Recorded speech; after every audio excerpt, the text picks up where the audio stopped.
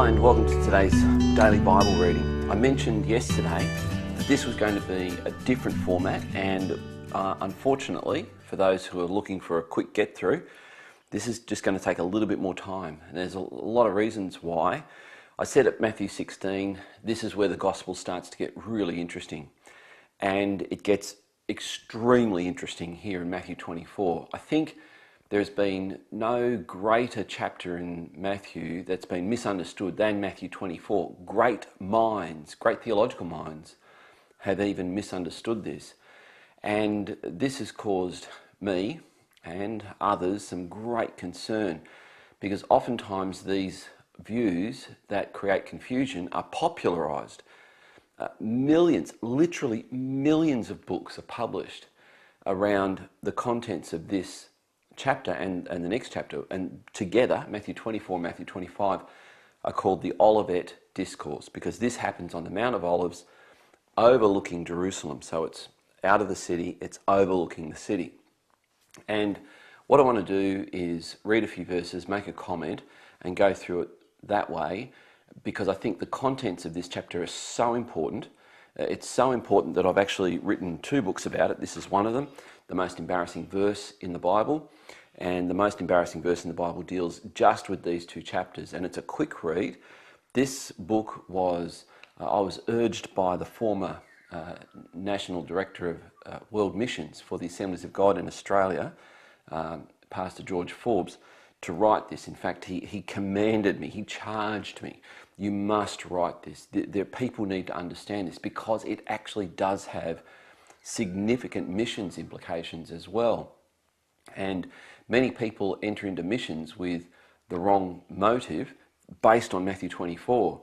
And so we're going to see, I hope to show you very quickly, and if you want more information, I encourage you to grab this book. You can get it on Amazon for $3.95 as an ebook, or you can get it off my website, andrewcorbett.net, and have a look at the ebooks there. I've got a range of ebooks, and this is one of them. Or you can get the paperback. It's expensive to get by post, but if you do, it's something I'll sign. It'll cost you about $20, including postage, to get. So let me go through this, and let's see why this is so concerning, and what we have to look at now. Matthew chapter 24, reading from verse 1. Jesus left the temple and was going away, when his disciples came to point out to him the buildings of the temple. He answered them, "You see all these things, do you not? Truly I say to you, there will not be left here one stone upon another that will not be thrown down." All right, so now they're in the temple precinct. Jesus is shown the temple stones, some of which were, to use the old imperial measurements, 18 feet long, best part of 6 feet high and 6 feet deep. And he's shown this, and at one point, to use the metric, up on where the temple came up against the cliff, that wall of the temple was around about 100 metres high, so nearly 300 or 300 and something feet. So this was an impressive building. So you can understand, as Jesus says to them as they're leaving, not one of these stones will be left standing upon another. You can imagine the bewilderment of his disciples as we come to verse 3, they've left the city, they've gone up to the Mount of Olives, and Jesus sits down. And he sits down overlooking Jerusalem. So now let's pick it up in verse 3. As he sat on the Mount of Olives, the disciples came to him privately, saying, "Tell us, when will these things be, and what will be the sign of your coming and of the end of the age?" So that's verse 3. And again, I want to point out what they are not asking, because it sounds like they're definitely asking 3 questions. And to the modern ears, and when I say modern, I mean since about 1835, those questions have been re-understood. So let's have a look carefully at what they are actually asking. When will these things be? What will be the sign of your coming and of the end of the age? And the particular one that I want to point out, well, I want to point all of them out, but I want to point out right now, what will be the sign of your coming? Now, we have been convinced in the last 200 years that this means return. just straight up, it's a synonym for return, so we're told.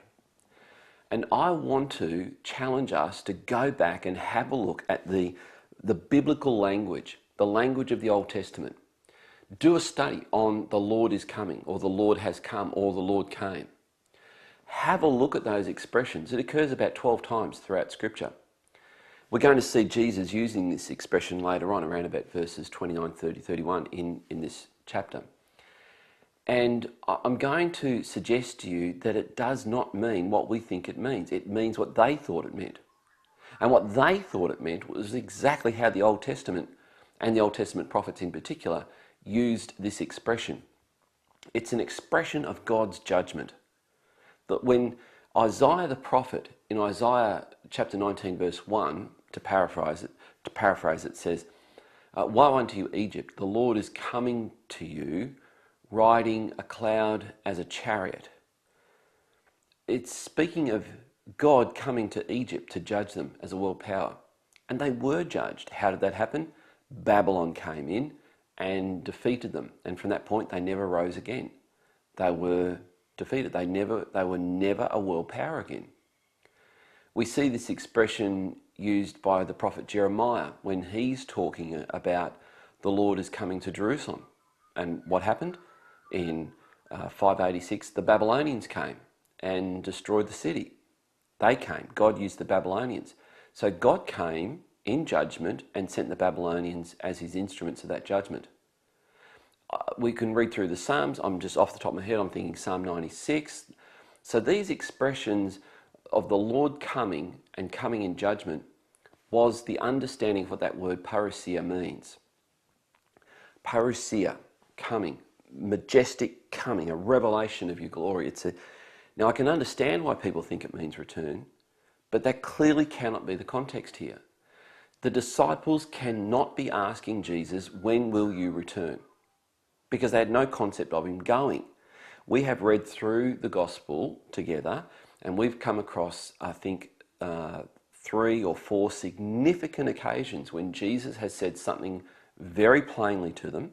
I'm going to Jerusalem, I'm going to be taken by the chief priests, I'm going to be handed over to the Gentiles, and I'm going to be killed, crucified even. And the disciples just didn't get it. They did not get it. It was incomprehensible to them that this would happen. So what do we see? If they didn't get that he was going, there is no chance they were asking, when will you return? Secondly, what is it in these opening 2 verses that speaks of Jesus going away? Truly I say to you, there will not be left one stone standing here upon another that will not be thrown down. What do you get out of that verse that means I'm going away? Nothing. There's nothing there. But what do you get out of that verse that sounds like judgment? And why would they have thought it sounded like judgment? Because that exact same thing had already happened. It happened in 586 BC. It happened when the Babylonians came in and did exactly the same thing. Not one stone was left standing upon another.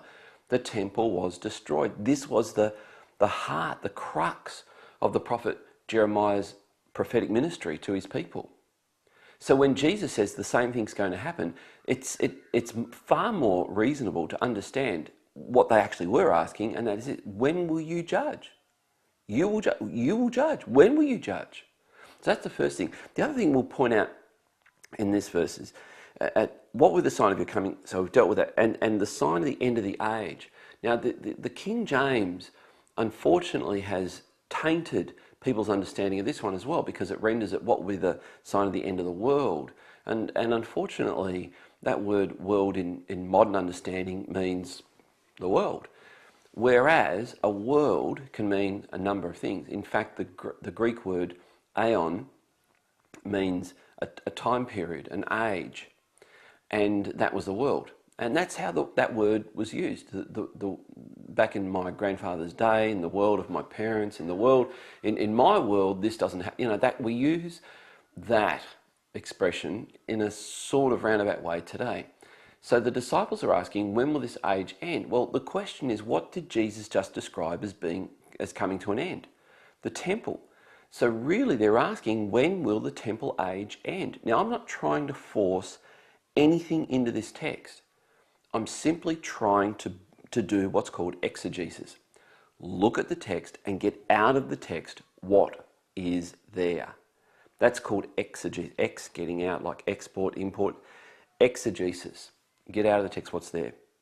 So what will be the sign of your coming? When will these things be? So that's the first question. When will these things be? Now, in a moment, we're going to see that some people claim that Jesus didn't know when these things will be.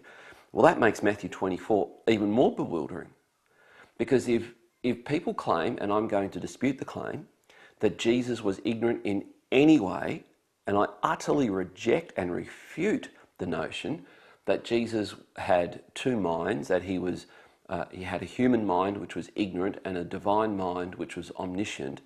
I find that utterly incongruous with Scripture. Jesus had a mind. This was the whole point of Chalcedon, that he had one nature, the hypostatic union of Christ. He was not ignorant. And again, I'm going to challenge this view and suggest that for those people who claim that Jesus was ignorant about the contents of when these things would happen, they have completely misread this and done what I'm going to call the opposite of exegesis, eisegesis. So we'll get to that in a moment.